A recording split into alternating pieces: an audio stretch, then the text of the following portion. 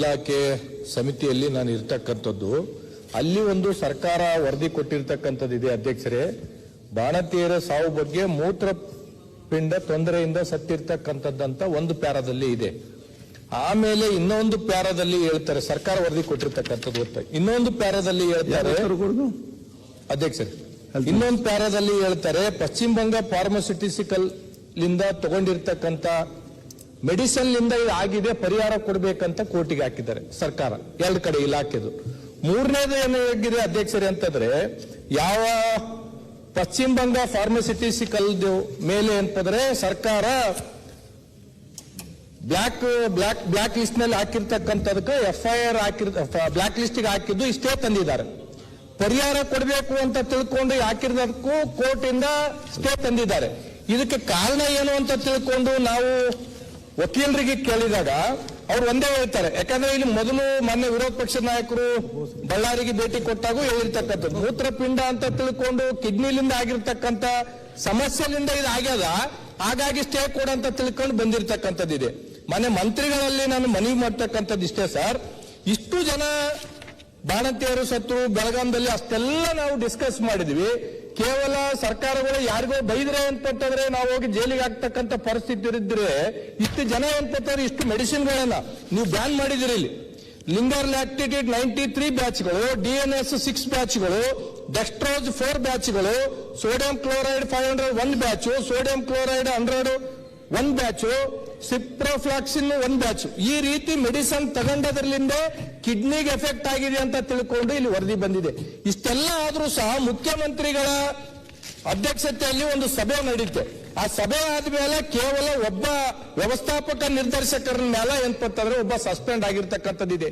ಇಷ್ಟು ಜನ ಸತ್ತ ಮೇಲೆ ಕೇವಲ ಏನಂತಂದ್ರೆ ಅವ್ರನ್ನ ಬ್ಯಾನ್ ಮಾಡೋದಾಗ್ಲಿ, ಅವ್ರ ಮೇಲೆ FIR ಹಾಕ್ಬೇಕು, ಅವ್ರ ಮೇಲೆ ಅಂತಂದ್ರೆ ಕ್ರಮ ಜರುಗಿಸಬೇಕು. ಇಷ್ಟು ತಾಯಂದ್ರು ಸತ್ರು ಸಹ ಸರ್ಕಾರ ಈ ರೀತಿ ಅಂತಂದ್ರೆ ಕೇವಲ ಬ್ಯಾನ್ಗಳನ್ನ ಮಾಡಿ ಅವ್ರು ಕೋರ್ಟ್ಲಿಂದ ಸ್ಟೇ ತರ್ತಾರಂದ್ರೆ, ಮತ್ತೆ ನಮ್ಮ ಕಾನೂನು ಏನ್ ಮಾಡ್ತಾ ಇದೆ, ನಮ್ಮ ವಕೀಲರು ಏನ್ ಮಾಡ್ತಾ ಇದ್ದಾರೆ? ಅವ್ರು ಸ್ಟೇ ಹಾಕಿದ್ದು ಸ್ಟೇ ಹಾಕ್ಬೇಕಂತ ತಗೊಂಡಿಲ್ಲ. ಈ ಪರಿಹಾರ ಕೊಡ್ರಿ ಅಂತ ತಿಳ್ಕೊಂಡು ನೀವು ಕೇಳ್ತೀರಿ, ಅದಕ್ಕೂ ಸ್ಟೇ ತಂದಿದ್ದಾರೆ.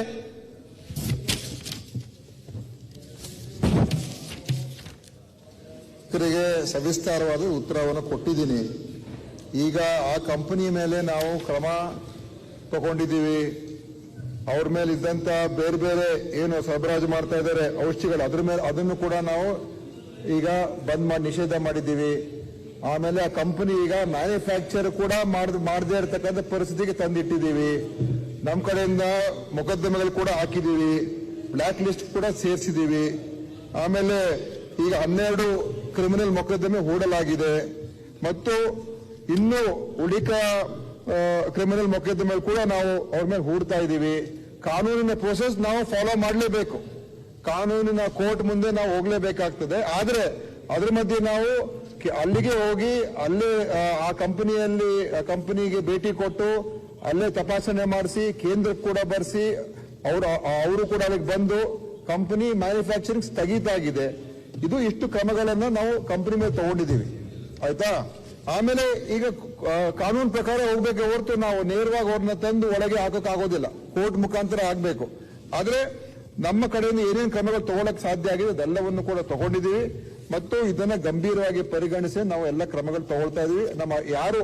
ನಮ್ಮ ಇಲಾಖೆಯಲ್ಲೂ ಕೂಡ ಎನ್ಕ್ವೈರಿಯನ್ನು ಕೂಡ DE ಎನ್ಕ್ವೈರಿ ಕೂಡ ಪ್ರಾರಂಭ ಆಗಿದೆ ಕೆಲವು ಅಧಿಕಾರಿಗಳ ಮೇಲೆ, ಮತ್ತು ಏನಾದ್ರೂ ಅವರ ಲೋಪದೋಷಗಳಾಗಿದೆ ಅದನ್ನು ಕೂಡ ಕ್ರಮ ಆಗ್ತದೆ. ಅದೇ ಮಾನ್ಯ ಅಧ್ಯಕ್ಷರೇ, ನಾವು ಎಲ್ಲೂ ಕೂಡ ಇದನ್ನ ಕ್ರಮ ತಗೊಳ್ಳೋದಕ್ಕೆ ಹಿಂದೇಟ್ ಹಾಕಿಲ್ಲ. ಹಾಗೆ ನೋಡಕ್ ಹೋದ್ರೆ ಮಾನ್ಯ ಸಭಾಧ್ಯಕ್ಷರೇ, ನಾವು ಇನ್ನೂ ಕಠಿಣವಾದಂತ ಕ್ರಮಗಳನ್ನ ಮುಂದಿನ ದಿವಸಗಳು ತಗೊಳ್ತಕ್ಕಂಥದ್ದಕ್ಕೆ ನಾನು ಕೇಂದ್ರಕ್ಕೂ ಕೂಡ ಬರೆದಿದ್ದೀನಿ. ಇಡೀ ದೇಶದಲ್ಲೇ ಅನೇಕ ಸಮಸ್ಯೆಗೆ ಮೊನ್ನೆನೂ ಕೂಡ ನಾನು ಇನ್ನೊಂದು ಪಟ್ಟಿ ಬಿಡುಗಡೆ ಮಾಡಿದೆ, ಎಷ್ಟೆಷ್ಟು ಡ್ರಗ್ಸ್ಗಳು ಇವತ್ತು ನಾವು ತಪಾಸಣೆ ಮಾಡಿಸಿದಾಗ ಫೇಲಿಯರ್ ಆಗ್ತಾ ಇದೆ. ಅದರ ಬಗ್ಗೆನೂ ಕೂಡ ಕೇಂದ್ರದ ಡ್ರಗ್ ಕಂಟ್ರೋಲ್ ಡಿಪಾರ್ಟ್ಮೆಂಟ್ಗೂ ಕೂಡ ಬರೆದಿದ್ದೀನಿ. ಇದು ರಾಷ್ಟ್ರ ಮಟ್ಟದಲ್ಲಿ ನಾವು ಇದನ್ನ ಟ್ಯಾಕಲ್ ಮಾಡಬೇಕು ಅಂತ ಕೂಡ ಹೇಳಿದ್ದೀನಿ. ನಮ್ಮ ಕಡೆಯಿಂದನೂ ಇದನ್ನ ಪಾರದರ್ಶಕವಾಗಿ ಇದನ್ನೆಲ್ಲ ನಡೆಸ್ತಕ್ಕಂಥದ್ದಕ್ಕೆ ನಾನು ಕೂಡ ಕ್ರಮ ತಗೊಳ್ತಾ ಇದ್ದೀನಿ, ಸುಧಾರಣೆಗಳು ತರ್ತಾ ಇದ್ದೀನಿ. ಅದರಿಂದ ನಮ್ಮ ಕಡೆಯಿಂದ ಯಾವುದೇ ರೀತಿಯ ಹಿಂದೇಟು ಅಥವಾ ಮುಚ್ಚು ಹಾಕುವಂತ ಪ್ರಶ್ನೆ ಬರೋದೂ ಇಲ್ಲ. ಕಾನೂನಿನ ಹೋರಾಟ ಅದು ಜಾರಿಯಲ್ಲಿದೆ, ಇನ್ನೂ ತೀವ್ರ ಗತಿಯಲ್ಲಿ ತಗೊಂಡು ಹೋಗ್ತೀವಿ ಮತ್ತು ಅದೇ ಒಂದು ತಾರ್ಕಿಕ ಅಂತ್ಯಕ್ಕೆ ತಗೊಂಡು ಹೋಗ್ತಕ್ಕಂಥದ್ದಕ್ಕೆ ನಮ್ಮ ಸಂಪೂರ್ಣವಾದಂತ ಪ್ರಯತ್ನ ಇದೆ. ಧನ್ಯವಾದ. ಮಾನ್ಯ ಅಧ್ಯಕ್ಷರೇ, ನಾವು ಸರ್ಕಾರ ಅವ್ರ ಉತ್ತರಕ್ಕೆ ನಾನು ಹೇಳ್ಬೇಕಲ್ಲ ಅಧ್ಯಕ್ಷ. ಒಂದ್ ನಿಮಿಷ, ಈ ವಿಷಯನ ಏನಪ್ಪಂತಂದ್ರೆ ಗಂಭೀರವಾಗಿ ತಗೊಂಡಿಲ್ಲ ಅಂತ ನಾನು ಹೇಳ್ತಾ ಇಲ್ಲ ಸರ್ಕಾರ. ಇಲ್ಲಿ ವರದಿ ಬಂದಿರತಕ್ಕಂಥದ್ದು ಇವ್ರು ಬ್ಯಾನ್ ಮಾಡಿದ್ರು ಸಹ ಏನಂತಂದ್ರೆ ಅವ್ರು ಸ್ಟೇ ತಂದಿದ್ದಾರಲ್ಲ, ಅದ್ರ ಬಗ್ಗೆ ಸರ್ಕಾರ ಏನ್ ಮಾಡಿರ್ತಕ್ಕಂಥದ್ದಿದೆ. ಆಮೇಲೆ ಇಷ್ಟು ತಾಯಂದ್ರೆ ಇದರಲ್ಲಿ ಕೇವಲ ಮೆನ್ಷನ್ ಆಗಿರ್ತಕ್ಕಂಥದ್ದು ಕೇವಲ ಬಳ್ಳಾರಿ ಜಿಲ್ಲೆದು ಅಷ್ಟೇ ಆಗಿದೆ. ಉಳಿದ ಜಿಲ್ಲೆದಾಗ ಏನೇನಾಯ್ತು, ಇವತ್ತು ಬೆಂಗಳೂರು ಸಿಟಿ ಅಂತಲ್ಲೇ ಅನ್ಕೋತೇವ್ರಿ 77 ಜನ ಏನಪ್ಪೋದು 97 ಜನ ಸತ್ತಿರ್ತಕ್ಕಂಥದ್ದಿದೆ. ಇದ್ರ ಬಗ್ಗೆ ಬಹಳ ಸೀರಿಯಸ್ ಆಗಿ ಏನಾದ್ರು ಮಾತಾಡೋದು ಬೇಡ. ಮನೆ ಅಧ್ಯಕ್ಷರಲ್ಲಿ ನೋಡಿ, ನೀವು ತಪ್ಪು ಸಂದೇಶ ಕಳಿಸ್ಬೇಡಿ.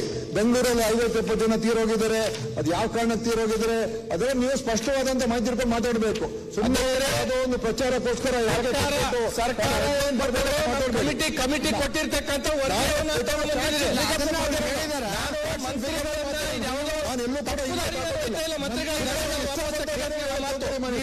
ಯಾವುದೋ ತಪ್ಪುದಾರಿ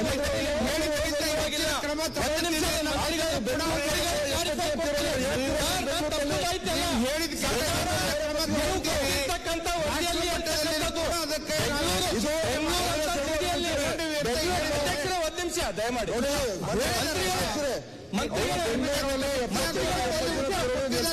ಯಾಕೆ ಕೊಟ್ಟಿರ್ತಕ್ಕಂಥ ವರದಿ ಇಲ್ಲಿದೆ ಶರಣಗೌಡ್ರೆ. ಸರ್ ಒಂದೇ ನಿಮಿಷ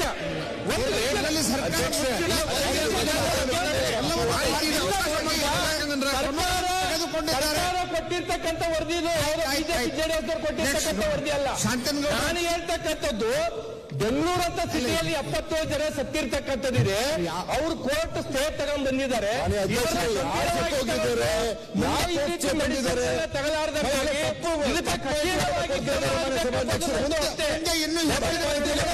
ನಾನು ಕೋರ್ಟಲ್ಲಿ 70 ಜನ ತೀರೋಗಿರೋ ಕೋರ್ಟಲ್ಲಿ ಯಾವ ಸ್ಟೇ ತಂದಿದ್ದು ಹೇಳಕತ್ತಿಲ್ಲ ಸರ್. ಅವ್ರು ಏನಪ್ಪಂತಂದ್ರೆ ಇವತ್ತು ನೀವು ಬ್ಯಾನ್ ಮಾಡಿರ್ತಕ್ಕಂಥ ಕೋರ್ಟ್ಲಿಂದ ಸ್ಟೇ ತಂದಿದಾರಲ್ಲ. ಯಾವ್ದಕ್ಕೆ ಸರ್ ನೀವು ವರದಿ ಆದಂತ ಒಂದು ಗಡ್ಡೆ ಸ್ಟೇ ತಂದ್ರು. 12 ಹೊಸ ಪ್ರಕರಣ ಏನಾಗಿದೆ ಸರ್, ಬ್ಯಾನ್ ಆಗಿದೆ. ಬಳ್ಳಾರಿ ಇನ್ಸಿಡೆಂಟ್ ಪರಿಹಾರ ಕೊಡ್ಬೇಕು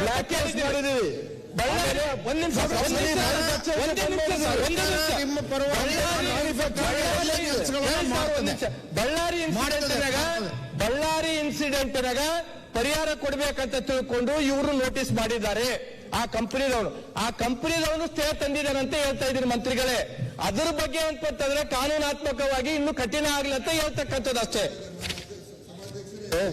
ನಾವು ಅವ್ರ ಮೇಲೆ ಪ್ರಕರಣಗಳು ದಾಖಲೆ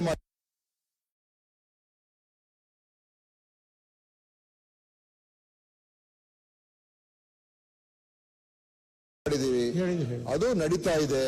ಅವರ ಪ್ರಾಡಕ್ಟ್ಸ್ ಅನ್ನ ನಾವು ಅದನ್ನ ಸಂಪೂರ್ಣವಾಗಿ ಅದನ್ನ ಬ್ಲಾಕ್ ಲಿಸ್ಟ್ ತಗೊಂಡಿದೀವಿ. ಎಲ್ಲೂ ಕೂಡ ಸರಬರಾಜು ಆಗ್ತಾ ಇಲ್ಲ, ₹1 ಪೇಮೆಂಟ್ ಮಾಡಿಲ್ಲ. ಅಲ್ಲೂ ಕೂಡ ಹೋಗಿ ಕಂಪನಿನ ಬಂದ್ ಮಾಡಿದೀವಿ.